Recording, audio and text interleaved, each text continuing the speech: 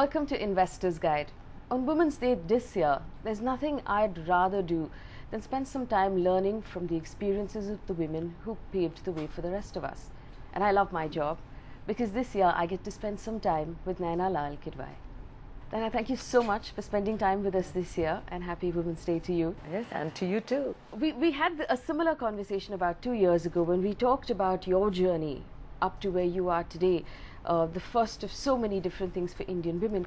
In your experience, when you look at your own organization and Indian women around you, have you seen a change over the last 2 years? Are women now more willing to take on roles of leadership, moving up past middle management?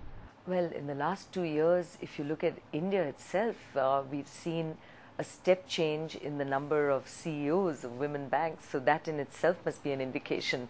I think we are now at absolutely the highest level that any country has of women CEOs, given the whole slew of public sector banks and now the State Bank of India as well, where we have women at the helm. So it is, even in 2 years, a pretty remarkable journey that India has demonstrated it has succeeded in. And I'm sure that every one of these very capable women are role models for thousands and thousands others, not just in their organizations, which are very large organizations, but also outside. Well, you're the first woman president of FICCI now. Congratulations. But why has it taken us so long? You should ask the men that, right? So, yes, so 86 years in FICCI's history. I was the first, but the good news is I'm not the last and will not be. I think to some extent, a lot of this has to do with when women actually enter the workplace. And in banking, some of us entered quite early. 1982 was when I joined banking. There were just a handful of us there. And over time, as the numbers have grown, I think it was really a function of it takes 25, 30 years to get to the top. And hopefully that period gets shortened now in a much more merit-based system that many organizations have.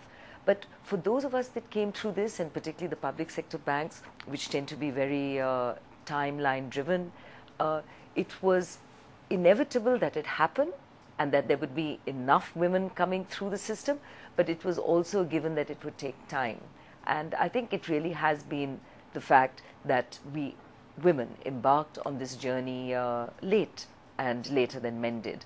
But if you look at the numbers now coming through the system, the numbers at the helm, particularly in the financial services sector, it's very strong. Anna, we know that a lot of the problems that women face in India are because of, societal construct of having to look after a family, being viewed as gentle and non-ambitious and maybe maternal. Do you find now that you have to put in special programs to encourage women, at least in HSBC, to continue working or maybe come back after they start a family and stay with the work? I think it helps, and to the extent that we hire talent, and when we've gone again to the management institutes this year to get 40 to 50% of our recruiting group being women, when only 20% are women in the class, is not an easy ask. But many of us have embarked on this with a way to hiring the best of the women talent to come into us. And in order to demonstrate that we are a good place for women, it's not just the hygiene factors, and by hygiene factors I mean that you have to have policies in place. You should have a flexi-hour policy in place, which is not just for women, it's for all officers, but it needs to be in place. We've brought in, for example, having creches at our offices, and those get subscribed very quickly.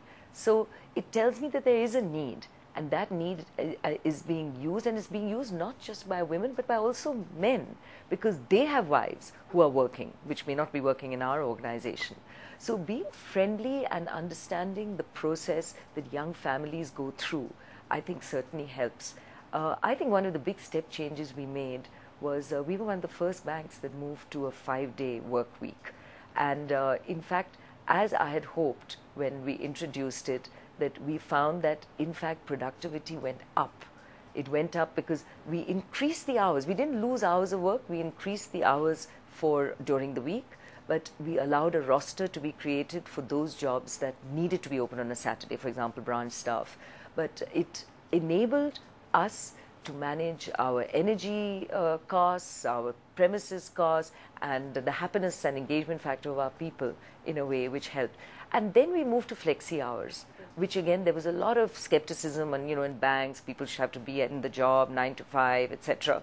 And demonstrated that yes, for some jobs that was necessary, but it wasn't true for all jobs. And where people requested flexi hours, that we were going to be flexible enough to move them to roles where they could embark on a flexi hours program. And then even more important is the program to stay in touch with the officers that leave, particularly your high raters, so that they know that they can come back and rejoin the organization when they're ready, because there are always reasons people will leave. And for women, often it is reasons to do with home and children, and we just have to recognize that that is so. But they don't have to permanently stay at home for that. They can come right back. We're also now quite generous with our maternity leave. We have a 6-month maternity leave program and a paternity leave program. So all of this really, I think, reflects the desire to engage with the diversity in our workplace and ensure that they recognize, our employees recognize that they are important to us. I also want to talk about the other end of financial services, and that's the customer. Yeah. And we have noticed very slowly women becoming co-signees on home loans now, opening bank accounts. Obviously, there are a lot of women in the workspace, but still not, research shows us, not taking enough control of their money, leaving it still to a male family member. From your experience within the bank, what does research show you about your own customers? So it's changing very rapidly, and women actually invest a little differently, and dare I say better than men.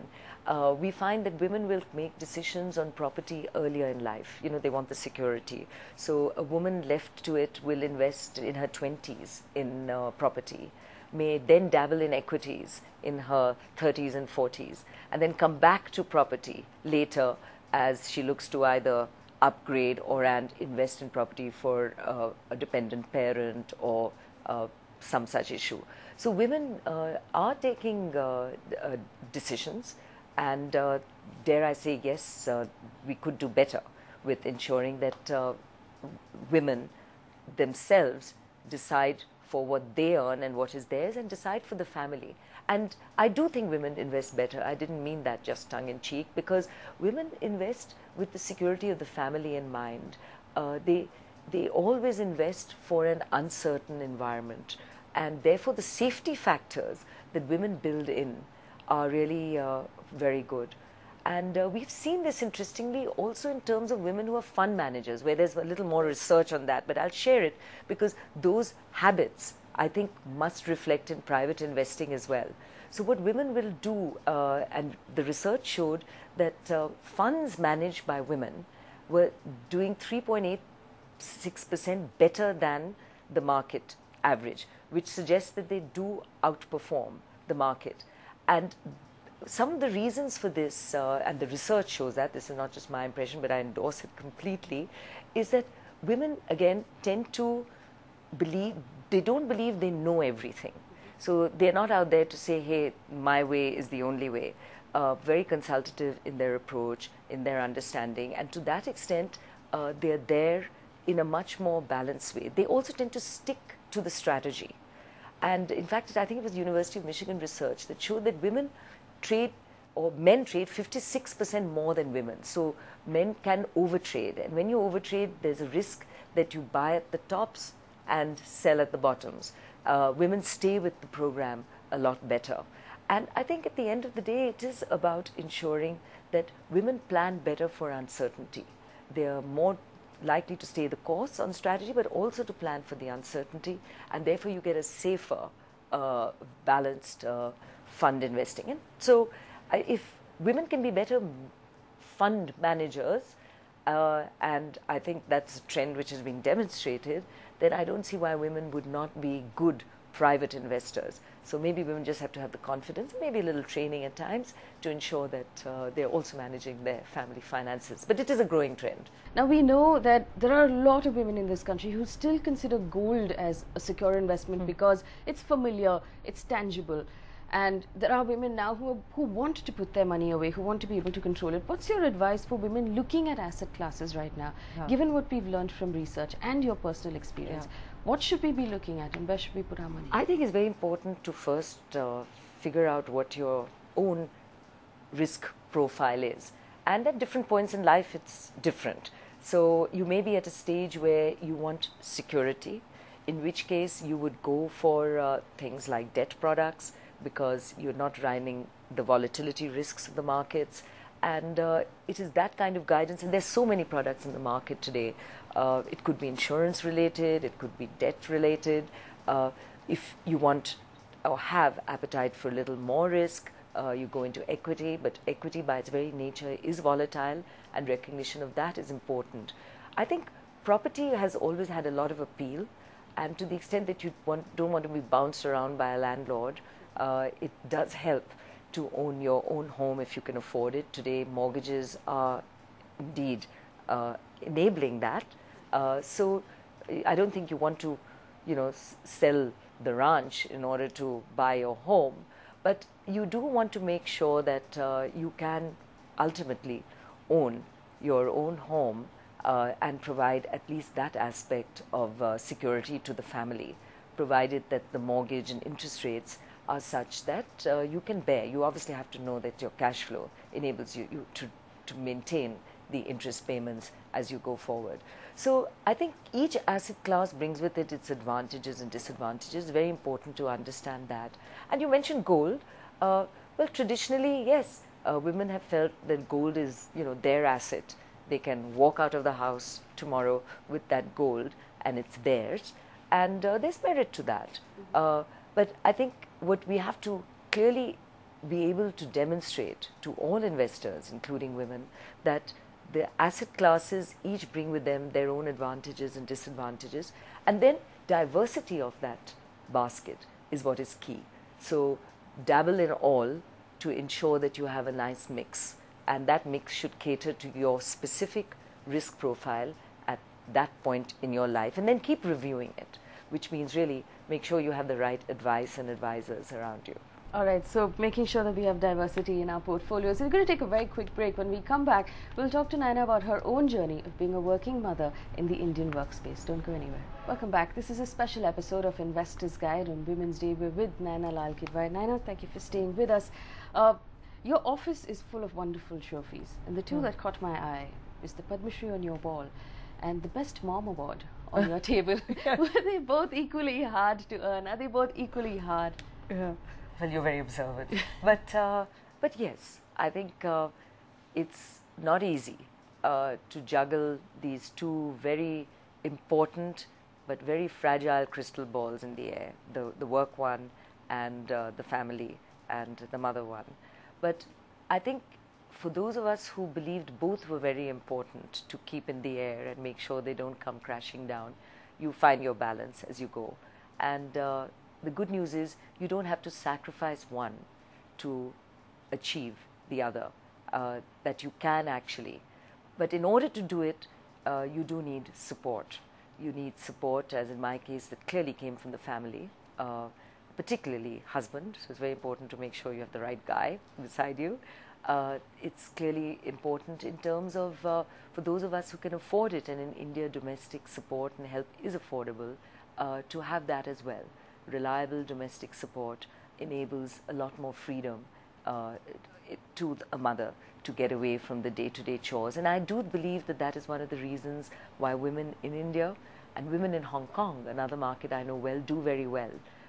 This particular aspect, family and domestic support, are very critical in this journey. I did a quick poll around the working women I know, and I asked them what they would want to ask you if they met you in person. And you'd be surprised how many of them wanted to ask you how you dealt with the guilt. Because they said that when they're home, they feel guilty about the fact that they've left office early, or if they're in the office, they're constantly guilty of having left a baby behind. Did you feel the guilt, and how did you deal with it? Well, all the time. And my husband continuously reminds me that it was my guilt that led to my giving in much more than I should have to my daughter. But the fact is that, yes, you do feel guilty. And I think the important thing is to recognize you're going to be guilty, that you internalize it, but make sure that it doesn't impact behavior to the point where you allow it to become such an issue that you're just not enjoying yourself anymore. Because if you're perennially guilty about one thing or the other, you're going to be miserable. I also want to talk to you about your journey. Since we're talking about women and education and little girls going through school, there was a lot more to you than just the education. You did top most of your classes. There was debate, there was theatre, you were on the Dean's Committee in Harvard. You did a lot of extracurricular activities as well. And then there was the whole point of going overseas for a while. Did all of that together give you the voice that you needed, the confidence to silence, the people who are saying, oh, but you're just a woman? Certainly. It helps to believe in yourself. It helps to know that you are no less than others. And yes, it helped in some ways, very interestingly, from the people who were the disbelievers, the ones who were like, so, what's the big deal? Or you're never going to, be doing much with yourself. And then it's a case of, I'll show you. And I'm no less than anyone else. So sometimes you almost want those naysayers, that uncle who, belittles you. Right. And therefore, it really fires you up with a, well, I'll show him sort of attitude. So those negative influences can sometimes be can be turned into a positive if you believe strongly enough in yourself. And I think that's where parents and self-belief become very important. And yes, the training and education clearly helps to imbue that sense of confidence. I mean, if you ask me what I learned at Harvard Business School, I can barely remember what I learned, because in any case, whatever we learned there in 5 years, the way the business world goes, is less relevant.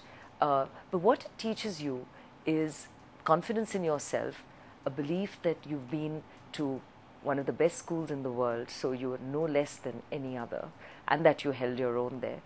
And most importantly, the fact that you have to keep learning, because at no point of time is the learning that you have had to date sufficient, and you have to continue to learn, which is really up to us then, to keep reading, to keep ensuring that we educate ourselves. Well, the other end of that is the fact that, and I did it myself, I said you're the first woman this, the first woman that.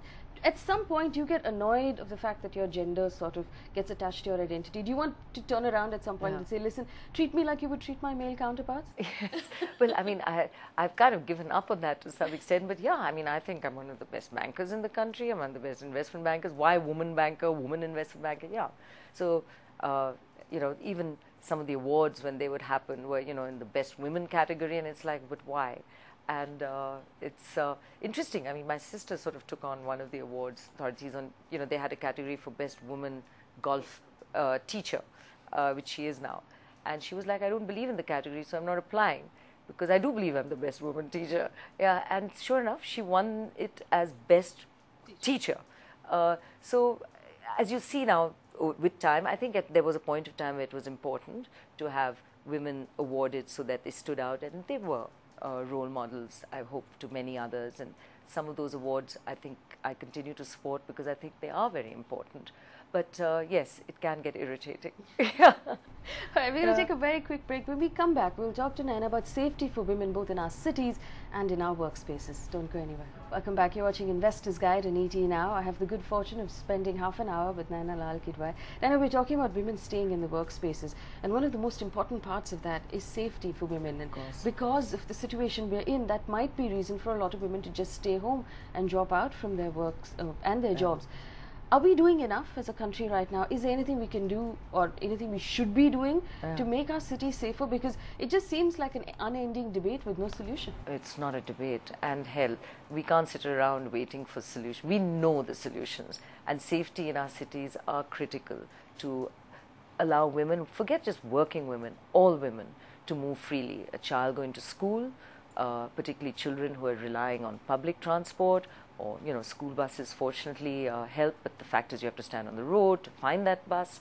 So at every level, you've got to have security, and there every one of us, and I don't think it's good enough to just say look to government and look to the police to do that. Of course they must. Of course that must be provided, and a legal system that must act as it's certainly beginning to do with laws now that have been framed in a way that punish those that go wrong along the way.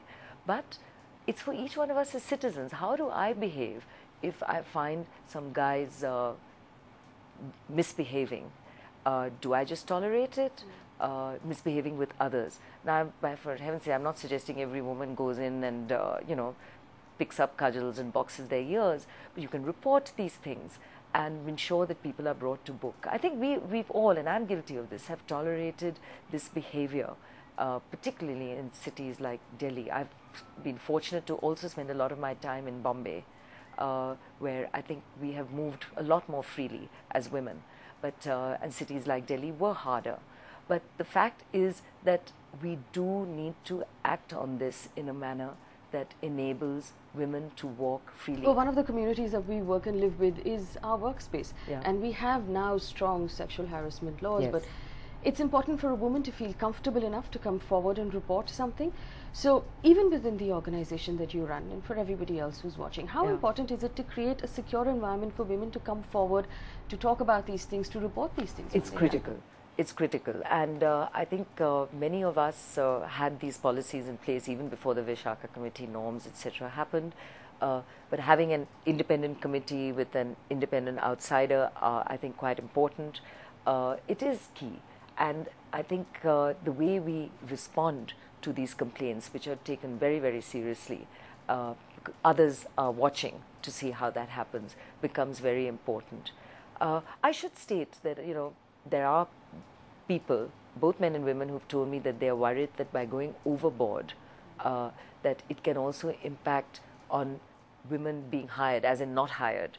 Our organization is going to get scared to hire, and that would be a shame. So I think, like with anything, there has to be balance. We can't go overboard one way or other. Policies have to be in place and adhered to. Women cannot misuse these either. I mean, as a woman, I would work very hard on another woman who misused it.